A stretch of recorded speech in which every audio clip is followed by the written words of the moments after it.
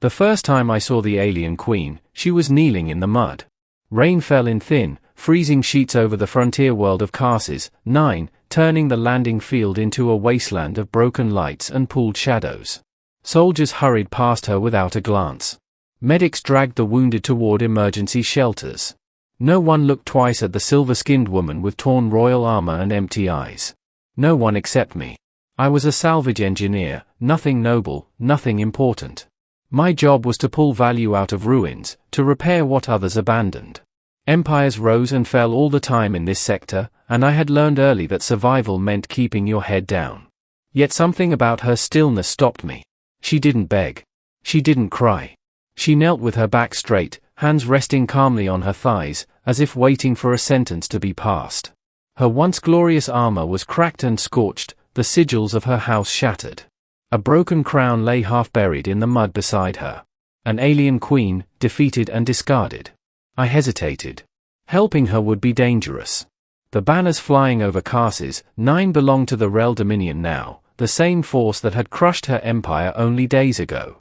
Anyone associated with the fallen regime was considered an enemy. Still, I stepped closer. She lifted her head slowly, as if sensing me rather than seeing me.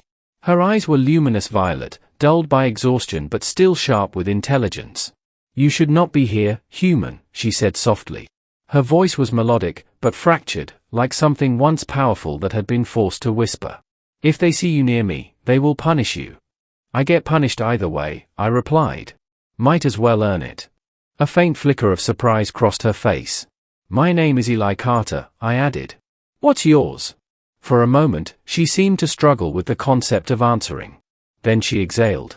"I was called Velith Sorin," she said. "Empress of the Aurelian Reach." Was. That single word carried more weight than the rain-soaked battlefield around us. I offered her my hand. She stared at it as if it were an artifact from a forgotten age. "No one offers me anything anymore," she said.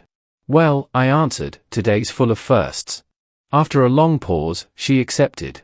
Getting her off the field was harder than I expected. She was wounded, not visibly, but deeply. Every step seemed to cost her effort, as though her body had not yet accepted that her crown was gone. We moved through back corridors and abandoned hangars until we reached my ship, a battered freighter barely held together by stubbornness and patched metal. Inside, she finally collapsed onto the floor. I helped her onto a bunk and activated the med scanner. No lethal injuries. Severe exhaustion. Trauma markers off the charts. She watched me work with quiet curiosity. "You are not afraid of me," she said. "I should be. My kind enslaved entire systems once," she replied. "Your species among them." I met her gaze. "I'm not responsible for what my ancestors suffered. And you're not responsible for what your generals did." Something shifted in her expression then, confusion, maybe even pain. No one had spoken to her like that in a very long time. Over the next few days, Velith told me her story. Her empire had been vast, built on rigid order and overwhelming force. She had inherited the throne young, trained to rule with logic rather than mercy. For years, she obeyed the doctrine of conquest, until the rebellions began. Worlds burned. Civilian deaths mounted. And slowly, Velith began to question the price of obedience. When she ordered a ceasefire to negotiate peace with an outer colony, her High Council branded her weak. A faction within her own court conspired with the Rel Dominion, opening the Empire's defenses from within. The war lasted 6 brutal weeks.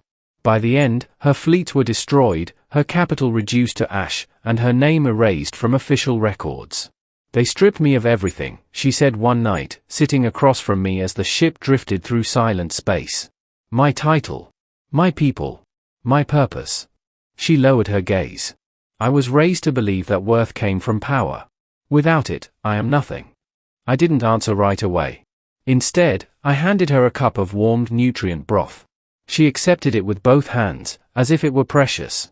"You're alive," I said. "That's worth something." She studied me, her eyes shimmering in the low light. "You speak as though survival alone is enough." "For most of us," I replied, "it has to be." The Rel Dominion didn't forget easily. 3 days after I took Velith aboard, a patrol cruiser intercepted us near the asteroid belt. Their commander's face filled my console, cold, precise, and unmistakably hostile. "We have detected a high-value fugitive aboard your vessel," he said. "Surrender the AlienQueen, and you will be compensated." Velith stood behind me, silent. "And if I don't?" I asked. "Then your ship will be destroyed." I cut the transmission. For the first time since I'd met her, Velith looked afraid. "You must let them take me," she said. "They will not kill you if you comply. They'll dissect you," I shot back. "Or parade you around as a symbol." She closed her eyes. "That may be all I am now." Something in her words ignited a quiet anger in me. "No," I said firmly. "You don't get to decide that alone." I rerouted power to the engines and pushed the ship into the asteroid field, dodging debris as weapons fire lit the darkness behind us. The freighter screamed in protest, but it held together. We escaped, barely. After that, there was no going back. I became a fugitive by choice. Weeks passed as we hid among fringe systems.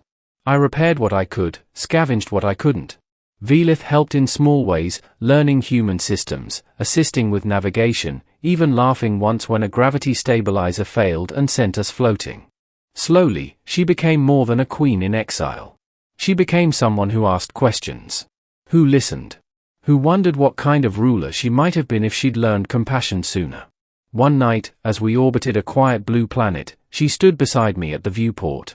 "I see now what I could not before," she said. "My empire was built on fear. When fear turned against me, it collapsed." She turned to face me fully.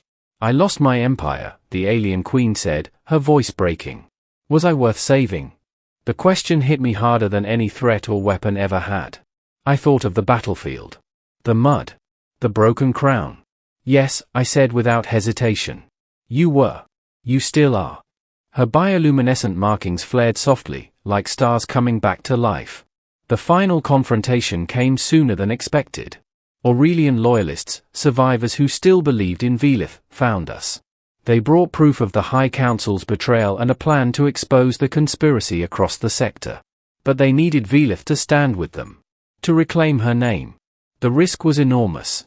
The Rel Dominion would strike immediately. Velith looked at me as the choice settled before her. "I could take back what was stolen," she said. "But it would mean war again. Or," I offered, "it could mean change." She chose to return, not as an empress demanding obedience, but as a leader seeking redemption. The broadcast echoed across the stars. Velith stood before the galaxy, scars visible, crown absent. "I ruled without listening," she said. "I commanded without understanding. And my empire paid the price." She exposed the High Council's treachery, the secret alliance, the lies that had fueled the war. Worlds listened. Not all forgave her. But many did.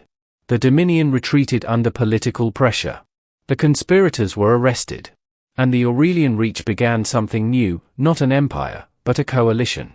When it was over, Velith returned to my ship one last time. "I have been offered leadership again," she said. "Not as empress. As representative." I smiled. "Sounds like progress." She stepped closer. "You saved me when I had nothing," she said. "Not because of who I was, but because of who I could become." She placed her broken crown in my hands. "A reminder," she added. "Worth is not measured by power." As her shuttle departed, I watched the star swallow its light. I was still a salvage engineer. Still repairing ruins. But now I knew something most rulers never learn. Even a fallen queen can be worth saving, if someone is willing to see her not as an empire, but as a person.